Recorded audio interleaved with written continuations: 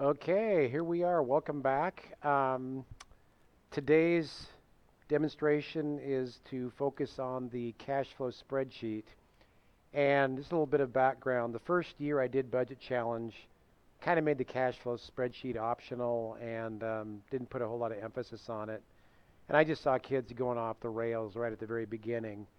And so, in short, the reason and the importance of the cash flow spreadsheet is to use it as a nerve center, as a mission control, so to speak, to help to manage your budget challenge as you move forward through the 10-week simulation. Prior to watching this video, my expectations are that you have completed your vendor selections, and my apologies because I contacted Budget Challenge yesterday and said, you know what, due to access to technology and things like that, I'd like to extend that out another week. And they said, great, but your kids are going to have to do vendor selections again. So, as you know, last week in class, we got quite a ways through vendor selections, and I'm hoping that you kind of maybe the second time through will go a lot quicker for you, and you'll remember some of the selections that you made, but you essentially had to do a reset and go back in and do those vendor selections all over. And again, you need to go to Student Home, Vendor Selections, make sure you turn all those red tabs into green tabs. All right? So that's number one. Number two is I would hope that you by now would have finished watching the Budget Challenge video, and I will include it also with a link with this particular instruction, just to give you kind of some background knowledge on the cash flow spreadsheet and where different things are. So that's the second thing. And third thing, you need to have gone into Google Classroom, into the latest version of the cash flow spreadsheet, and you have that up on your screen. So at this point, you need to have Budget Challenge logged in and open into your vendor selections area, because you're going to be using that data to populate your cash flow spreadsheet. So have the cash flow spreadsheet made on one half of the screen and Budget Challenge on the other. Alrighty? So I'm going to start with something. I want to make sure I'm being recorded here because I don't see my little thing down here. Oh, there we go. Hold on. There's going to be a short delay here.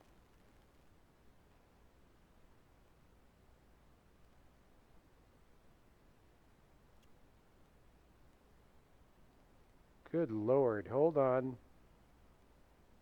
Time out. Well, that was kind of embarrassing, opening up like one thing or after the other there, but I'm just going to continue on here. I'm going to open up my cash flow spreadsheet. You would be doing this from Google Classroom. And so here comes my cash flow spreadsheet. And I might put that on one half of my screen and maybe shrink it down just a little bit here. Shrink it down, not blow it up, Reardon. What are you doing? That's probably a little small, don't you think? I think so. All right. So there's my cash flow spreadsheet. And then over here, I would open up my Student Home and Vendor Selections. And again, feel free to stop the video, slow down, whatever, to get to where you need to be. So I'd maybe put that on the left side of the screen with my green tabs over here and my cash flow spreadsheet on the right.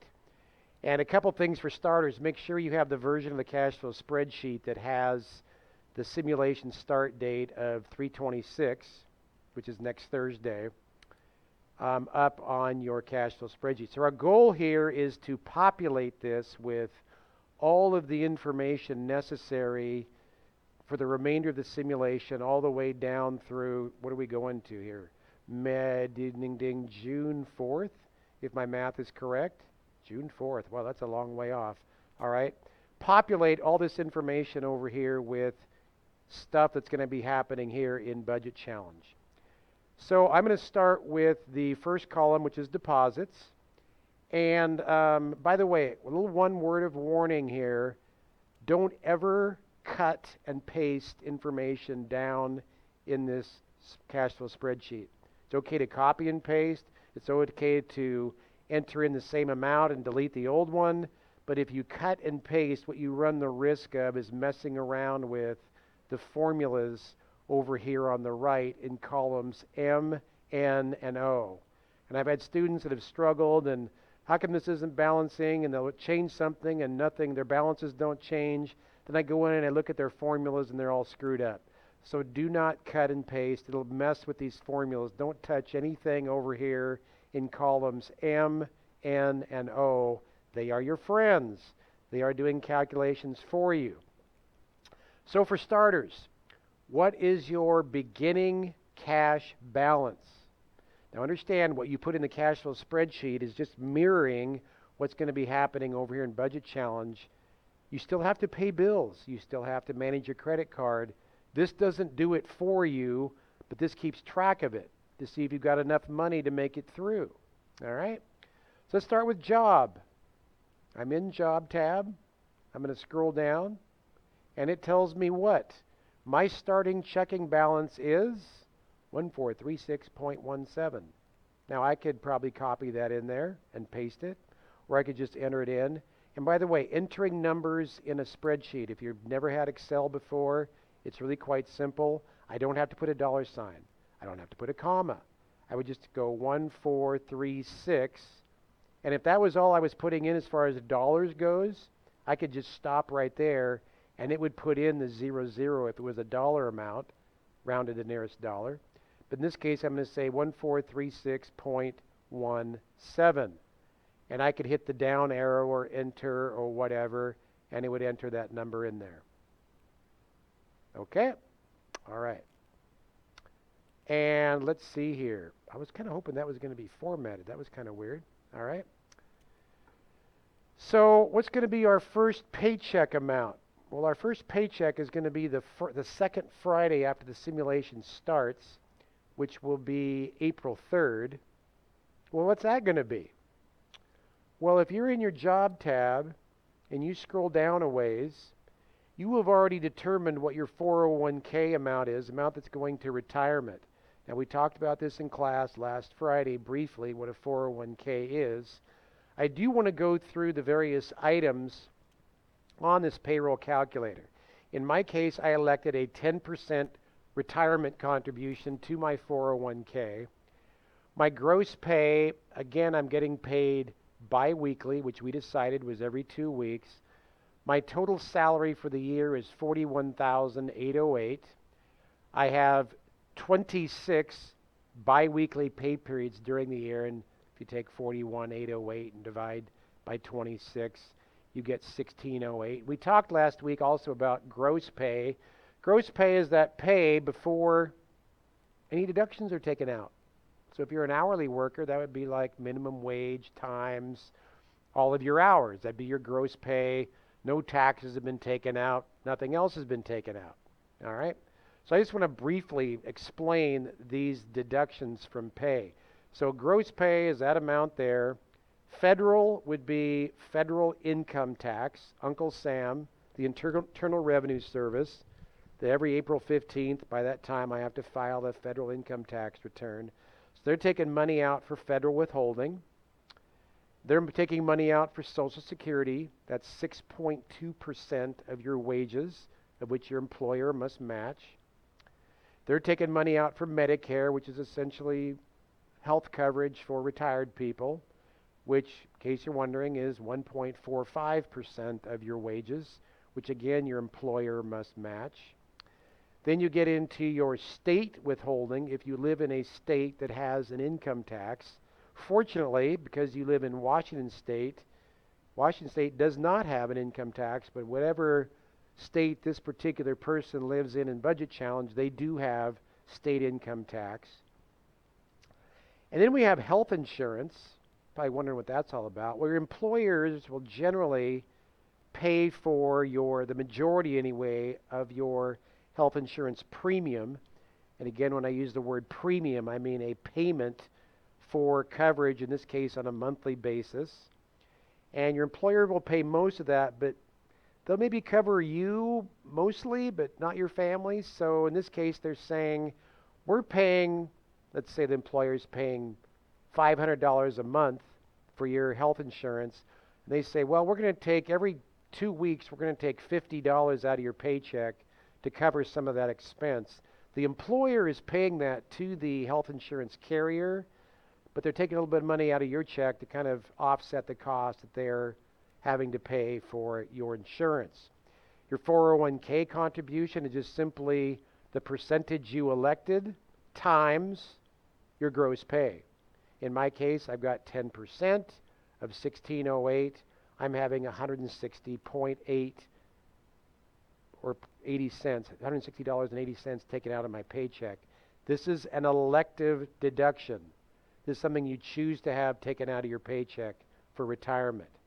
So if you take gross pay minus federal, minus Social Security, minus Medicare, minus state, minus health, minus 401k, you end up with net pay. Now you're probably wondering, Reardon, you just skipped over something. Yes, I did. It's the match, your employer match. And in this case, your employer is matching, as we discussed in class last week, your employer is matching 2% or 100% of the first 2% you put in. Well, if I put in 10%, that means my employer is putting in 2%. 2% times 1608 is 3216. This is just a notation here. This is not part of the net pay calculation. This 3216 is something my employer is paying and is not being taken out of my paycheck, but it looks kind of confusing because it's sitting there next to all these deductions. So my net pay, given that I have a 10% 401k, is $115.79. So I'm going to go down here to April 3rd and enter in 115.79. And you know what I could do? I could just take that, click on that cell for April 3rd, and copy, Control-C. And unlike Microsoft Excel, there's no marching ants. I could go down here to April 17th, Control-V, paste. Again, if I'm going too fast, you can slow me down here. I could go to May 1st and paste. I could go to May 15th and paste. And do I have another pay period after that? Yes, I do. May 29th and paste. All right. Now, I'm going to get paid the same amount throughout the simulation, assuming I don't mess with my 401k contribution. Now, I can change that on the Wednesday prior to being paid every 2 weeks if I like. But if I change my percentage contribution up or down, it's going to affect my net pay. So in the future, if you decide to change your 401k amount, say you're finding you have too much being taken out for retirement, you'd like to have more money to pay for bills, you would want to reduce the contribution percentage and the amount taken out for retirement, understanding that will impact your leaderboard score. You want to put as much into retirement as you can, but still pay your bills. You would be reducing your deduction. You'd end up with more pay. You would want to adjust all of your future pay periods for your deposits coming forward. All right? So that's deposits. Okay? Let's see here. Let's go to our next tab, and that's rent. I'm going to skip the bank tab for now. Rent. And you either are elected to have a 2-bedroom with one roommate or a 3-bedroom with 2 roommates. Looks like I chose option 2, whatever is. Both of them involve risks. This one has a higher deposit. Well, you're going to move in on the first day of the simulation. Okay? Well, let's go check this out. The first day of the simulation is going to be the 26th, right? Yes. Okay. And it says my first month's rent amount is $1,050, but it also says that my first rent invoice is April 1st. Now I'm a little confused because I'm just going to pause here for a second, because ordinarily we get billed for rent on our first when we first move in. but maybe something's changed. I'm going to go back and look at option 1 here just for laughs and giggles. That's 1,000. Okay. I guess they're letting us move in. They're letting us move in on the 26th rent-free. I don't know. Well, that's what I'm going to put for now. All right. That's kind of surprising. Well, I'm getting billed for rent on April 1st. Correct? I get billed on the 1st. This gets a little confusing, so just hang with me here. I get my bill on the 1st. They're going to charge me $500 for rent, plus they're going to charge me a deposit back up here of $550. So on the first bill, they're going to be charging me $1,050. $1,050, okay? And I'm billed on the 1st. All right. Well, how long do I have to pay that? Well, if I get billed on the 1st, it says my rent due date, days after bill is sent, is 7. And the grace period, which is essentially, are they being nice and want to give me some extra days, is 0. Add all those up. 1 plus 7 plus 0, that's 8. So I'm saying that on April 8th, assuming that is not a Saturday, and assuming that is not a Sunday or a holiday, Saturday would work. If it's not a Sunday or a holiday, the 8th would work. Now I'm just going to put it in as the 8th. I'm not looking at my calendar right now. So on April 8th, I would put in $1,050. Now again, don't have to put in dollar signs, commas. I'm just going to hit enter. And I'm going to scroll down to May 8th. What's going to be due on May 8th? Don't say $1,050. And again, it depends on what you elected. Some of you might be putting in a different amount than I am based on your vendor selections. In my case, I elected the 3-bedroom with the 2 roommates. My regular monthly rent is $500, so that's what I'm going to put on May 8th is $500. Let's make sure I get in there. Hello, let's get some numbers in there. 500. All right. And again, I just did 500 and hit enter, and it populated the rest. And I don't have any rent due for June. I wonder if they're going to prorate June's rent. Kind of makes me wonder. I don't know. Okay. So that's a rent. That's our apartment rent. Now there's something hiding in the weeds up here, which I want to bring to your attention. It says that the deposit amount from your old apartment was $350. The portion of your security deposit the landlord returns will be deposited directly into your checking account, and it says in a couple weeks. What's a couple weeks? Well, I don't know. Let's say maybe a couple weeks is May 7th. And let's say they're not going to give me back my entire deposit. Maybe they're going to give me back $250. I don't know what they're going to give me. I'm just going to guess. But I want to put a placeholder in here for May 7th. I'm going to just guess it's going to be $250. Maybe they had to do some cleaning or some repairs or whatever. I'm just going to hit $250 and click over here. Because the refund of my security deposit is going to be more money. And so over here for row 54, just as a reminder, I might want to go into my comments over here for row 54 and go in and edit that and say estimated refund of security deposit, something like that. And again, you can stop me and put your own little abbreviation. Anytime you do something kind of out of the ordinary, you might want to make a note over here to kind of remind yourself what you did. Okay?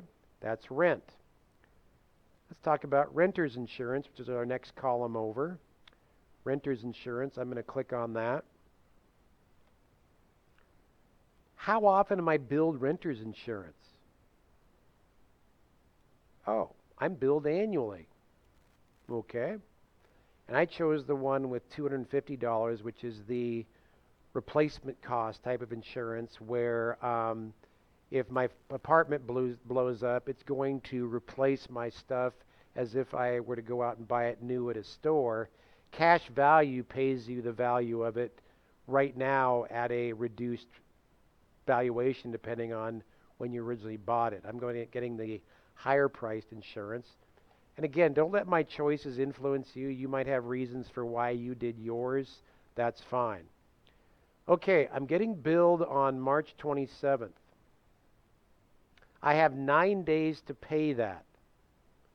I have 1 day grace period. Now, play along here with my nonsense, okay? What's 27 plus 9 plus 1? 27 plus 9 plus 1. If you need to get out your calculator, that's fine. I'm a former accountant. I kind of add things up in my head. That comes out to 37. Okay. Nonsense statement. What is March 37th? Reardon, there is no March 37th. I know there is. Okay. There is not a 37th. But if there could be a March 37th, what day would that actually be? Well, how many days are in March? And we talked about the knuckle method where you hold out your right knuckle, put your finger from your left hand over the first knuckle, and you have knuckle on top, go down into the valley. So you have January on the knuckle, February is down in the valley, March is the knuckle. All your knuckles are 31 days. So there's 31 days in March. So March 37th, subtract 31 days in March, 37 minus 31. Yes, I can do math in my head. That's 6. So March 37th is April 6th. And again, assuming that's not a Sunday or a holiday, I'm going to put renter's insurance in on March 6th being due of my $250 premium. And that's all I have to enter because I'm only paying it annually, right? I'm only paying it once. The other item that you only pay once will be auto insurance, which we talked about last Friday as being semi-annual every 6 months. And in a 10-week simulation, you're only going to pay that once. All right? So let me go through one more here that's repeating, and let's look at the auto loan. And it looks like on my auto loan, I chose option 1, which involves a $25 one-time credit union membership. Okay. I get billed on the 6th. I pay it monthly. I have 8 days to pay it, and I have 1 day grace period. 6 plus 8 plus 1, that's 15. And it looks like, by the way, if these dates are billed before the simulation starts, you're not responsible for them until the next month. So my auto loan is not going to start until being due until April, scroll up here a little bit, April 15th. Auto loan, make sure I'm in the right cell there. Auto loan, April 15th. Now I'm paying $360.48 to the credit union, but if I choose credit union, I have to pay this one-time membership. So if you do the math, that is 360.48 plus 25. That's 385.48 that I would be paying for my auto loan in April. And then again on May 15th for auto loan, I would pay just the 360.48. I don't have to add the $25 credit union fee. So when I go to grade this in Google Classroom, what I look for in your cash flow spreadsheets for all of these items with multiple months, like rent, like auto loan, I'm going to look for multiple entries here throughout the simulation. Renter's insurance, I'm only looking for that once. Auto loan, I'm looking for that twice. Auto insurance, remember how many times I'm going to be looking for that? Semi-annual, every 6 months. I'm only going to be looking for that once. All right, and you're going to have to figure out what the due dates are for all those.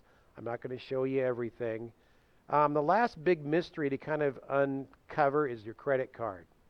Let's go over to the credit card tab. So I'm expecting you to populate all of these columns based on what is the bill cycle date, when do you actually get the bill, how many days do you have to pay it, how many grace period days, and again, if you want to go look at the calendar, is that falling on Sunday or is it falling on a holiday? If so, you're going to have to put it back to the previous day before that, probably the Saturday before that. Okay? But let's go look at credit card. Credit card. And again, your person spends between $500 and $750 every month. You're going to want to keep your credit card balance to get daily points for what's called credit utilization, which I'm going to introduce here later on. You want to keep your balance under $500. Well, when do you get billed? Well, isn't this fun? We get billed for our credit card on the very first day of the simulation, the 26th. How many days do we have to pay it? We have 9 days. We have one grace period day. What's 26 plus 9 plus 1? Yes, that's 36. What's March 36th? Well, March 31, 31 days. By the way, that's my birthday, March 31. 36 minus 31, that's 5. So my first credit card bill will be due on April 5th. Okay, April 5th. But you know what I might want to do to keep my credit utilization down is I'm going to probably want to make a payment. Now, I can't make a payment immediately. It takes 2 days for payments to clear. So if I get billed on the 26th, I'm going to go over here to the 28th. And for March 28th, I'm going to say I'm going to make a payment of, let's say, $350. And what I suggest you do is after that, every 2 weeks, so I'm going to go down here to row 28, maybe put $350. Then maybe go down here to row 42 and put $350. And then maybe go down here to row 56. Can you see where I'm going here? Row 56 and say $350, because my person is spending between $500 and $750 every month, and I want to pay this down at least every 2 weeks. And again, just putting it in my spreadsheet isn't going to be good enough. Row 70, and I think I'm done there. Just putting it in my spreadsheet isn't good enough. I'm just kind of putting those in there as placeholders so I have some numbers in there. But I'm going to want to make a credit card payment right off the bat. So as soon as the simulation starts, next Thursday or next Friday morning, you're going to want to jump in there and make a payment. Okay, I'm almost done here. A couple other things to note. Let's go back to the bank tab. Bank tab. All right. And depending on what you elected down here, for your bank choices, I got to get back into my bank tab here. There we go. Bank tab. Depending on what you elected for choices, I chose the first option, which is the budget plan, which doesn't have a whole lot of frills to it, but it does charge me 50 cents for every check. So, if you selected option 1 or 2, you have to put 50 cents in for every check. So every time I write a check here over in the blue, it doesn't cost me to make a deposit, but every time I write a check over here, I got 0.5 for that check. So where's my credit card thing over here? All right, there's one over there, 0.5. Whoops, wrong category, Reardon. 0.5 over here. I'm going to want to put 50 cents in as a fee every time I write a check, and you can get the idea there. If I write 2 checks in one day, I obviously want to put $1 there, and so on. So that goes in the pink area for bank fees. And I would just go down and do that for every single payment that I made if I selected bank option 1 or 2. Well, some of you selected bank option number 2, and it has a $3.95 a month fee for overdraft in case you write a check when you don't have the money in your account. And they're really nice, and they put money in your checking account, but it's not free money. They actually add it to your credit card. It says that my statement date is the 8th. So if you selected that, option 2, you're going to get charged $3.95 every 8th of the month. So you would want to put $3.95 in, $3.95 as a fee on April 8th and May 8th. I'm not going to do that because I didn't select option 2, but if you did, you're going to want to add that in there. Okay? And if you start seeing fees like you selected option 3 or 4, which requires a minimum balance, option 3 requires a minimum balance of $250. Option 4 requires a minimum balance of $400. If you go below that minimum balance, they are going to charge you $9.95. And if that happened to you during the simulation, you would want to enter that in here as a fee as well. We're going to get into reconciling here after about 2 weeks. I don't want to blow your minds right now. This is enough to think about for the time being.